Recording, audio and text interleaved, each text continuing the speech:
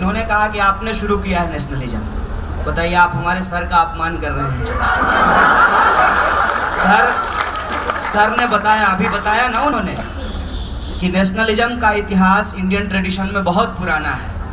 इतना पुराना है कि हो सकता है कि उसकी शुरुआत अयोध्या से होती हो। तो उसकी शुरुआत हम कहाँ करेंगे सर? एक सर ने कहा कि इसको कल्टीवेट करना पड़ता है। सर, मेरे पास एक छोटा सा आइडिया है कि पोलियो ड्रॉप के साथ नेशनलिज्म का भी ड्रॉप, पहले जो है गर्भवती महिला को टीका लगाया जाए, और जब बच्चा पैदा हो जाए तो 2 बूंद जिंदगी के और 2 बूंद राष्ट्रवाद।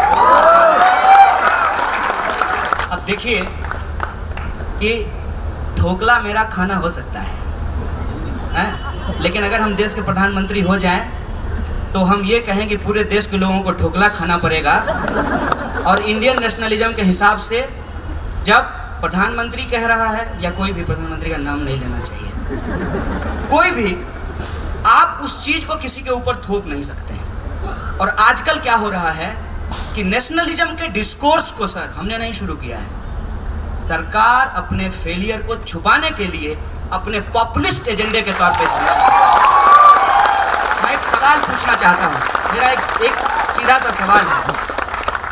सर का जो है, हम कभी कभी ट्विटर देख लेते हैं, तो सर ने कहा कि खालिश नारा लगाने से कुछ नहीं होगा। हम भी यही कहते हैं सर, देश कोई हलवा थोड़ी है कि कोई आकर के नारा लगा देगा और हमारा नेशनलिज्म ब्रेक हो जाएगा।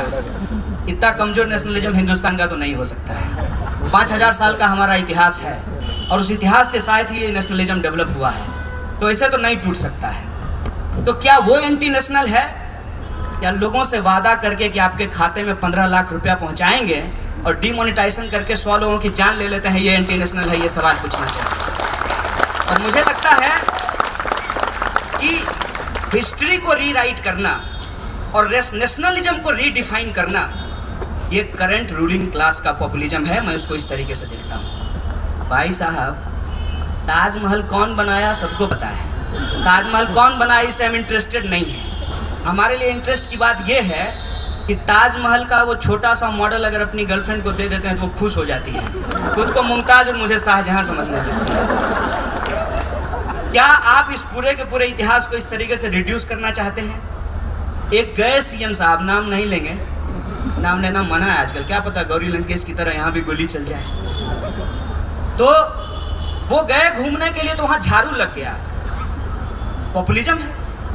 आप अगर हिस्ट्री को रीराइट करने की बात करेंगे तो इससे पॉपुलर एजेंडा और क्या हो सकता है? लेकिन मैं समझता हूँ कि नेशनलिज्म ये है कि गृह मंत्री को, प्रधानमंत्री को, मुख्यमंत्री को कभी सरकारी स्कूल और सरकारी अस्पताल में भी घूमना चाहिए जहाँ वहाँ भी झाड़ू लगना शुरू हो जाए। सिर्फ संसद भवन में झाड़ू लगेगा, वहाँ तक नेशनलिज्म के डिस्कोर्स को रिड्यूस मत कीजिए। एक बात हम समझते हैं कि मैं क्यों लेफ्ट हूँ, विकास के दौर में हम छूट गए इसलिए लेफ्ट हैं, रोजगार के दौर में हम छूट गए इसलिए लेफ्ट हैं, अमीरी की इस होड़ में हम छूट गए इसलिए हम लेफ्ट हैं, और कास्ट स्ट्रक्चर की जो सुपरमेसी है उसमें हम छूट गए इसलिए हम लेफ्ट हैं। कभी लेफ्ट को इस नजरिए से भी देखना चाहिए। सर दिक्कत यह है ना कि मैं खड़ा इसलिए हो गया था कि मेरा हाइट कम था, और हमारे यहाँ, नहीं सही बात बता रहे हैं सर, और हमारे यहाँ सर बुद्धि से लोग अगली बेंच पे नहीं बैठते हैं, लाठी से बैठते हैं सर। तो मैं हमेशा पीछे बैठता था, तो सर अक्सर कहते थे बेंच पे खड़ा हो जाओ, इसलिए खड़ा होने की आदत है। और चूंकि सर कहते थे बेंच पे खड़ा हो जाओ, तो मुझे बड़ा एम्ब्रेसमेंट फील होता था। उसी दिन हम तय कर लिए थे, कुछ भी हो जाए अपने टीचर से तो अच्छा होंगे, हमेशा टीचर से ही कंपटीशन। अच्छा, we'll bring it back to जागी 1 मिनट। मेरा जो शिष्य या शिष्या गुरु जी के सबसे प्रिय होते हैं, उनको जल्दी एडहॉक और परमानेंट मिलता है। सर मिलता है कि नहीं मिलता है? कहाँ मेरिट को लोग पूछते हैं? मेरिट को लोग नहीं पूछते। मैं एकेडमिक्स की बात कर रहा हूँ। आप नेटवर्क सिनेमा में होंगे तो आपको नौकरी मिलती है। हाँ वही सर, पैर छुएगा जो सर गुरुजी को। सिनेमा में क्या होता है सर बताइए? नहीं, सिनेमा के अंदर क्या होता है कि अगर आपके पिताजी बहुत बड़े एक्टर हैं तो आप एक्टर हो जाएंगे, आपके पिताजी बहुत बड़े क्रिकेटर हैं तो आप क्रिकेटर हो जाएंगे, ये हेजेमनी सर लोग ब्रेक किए हैं, और ये हेजेमनी जो ब्रेक हुई है एक लेवल पे, उसके चलते मैं कह रहा हूं कि एक डिसऑर्डर क्रिएट हुआ है। लेकिन इस डिसऑर्डर को एक आइडियोलॉजिकल शेप देने की जरूरत है। वो रियली आइडियोलॉजिकल शेप होना चाहिए। आइडियोलॉजी एज ए मास्क नहीं कि हम लिबरल हैं तो हम राइटिस्ट हैं और हम लेफ्टिस्ट हैं, और आइडियोलॉजी को सिर्फ और सिर्फ जो है हम मास्क की तरह इस्तेमाल कर सकते हैं। मेरा एक सीधा सा सवाल है, जो इंसान डेमोक्रेटिक नहीं है वो लेफ्टिस्ट कैसे हो सकता है? और दिक्कत सर आपकी भी है, जो सवाल आप इनके ऊपर उठा रहे थे ना कि आप जो है बुर्का पे नहीं बोलते हैं, आप भी तो सर माओ का नाम लिए, स्टालिन का नाम लिए, हिटलर का भूल गए सर आप।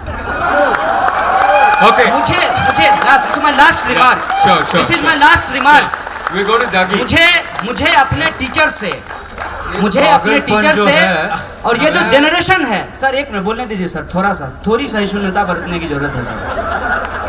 मुझे अपने टीचर से और उस जनरेशन से सिर्फ एक बात की शिकायत है, आज जो हम झेल रहे हैं ना सर, आप ही लोग जिम्मेवार हैं, वही जनरेशन जिम्मेवार है। Okay. मैं ये कहना चाहता हूँ कि सोसाइटी के अंदर जो प्रॉब्लम आज हमारे सामने है वो ये है कि एक प्रिंसिपल्ड आइडियोलॉजिकल सोसाइटी का निर्माण हो, और समाज के निर्माण के बिना राष्ट्र का निर्माण नहीं हो सकता। Okay. लोगों के दिल की बात नहीं कीजिएगा ना, भारे के लोग नहीं है, जबरदस्ती ताली नहीं बजाएंगे।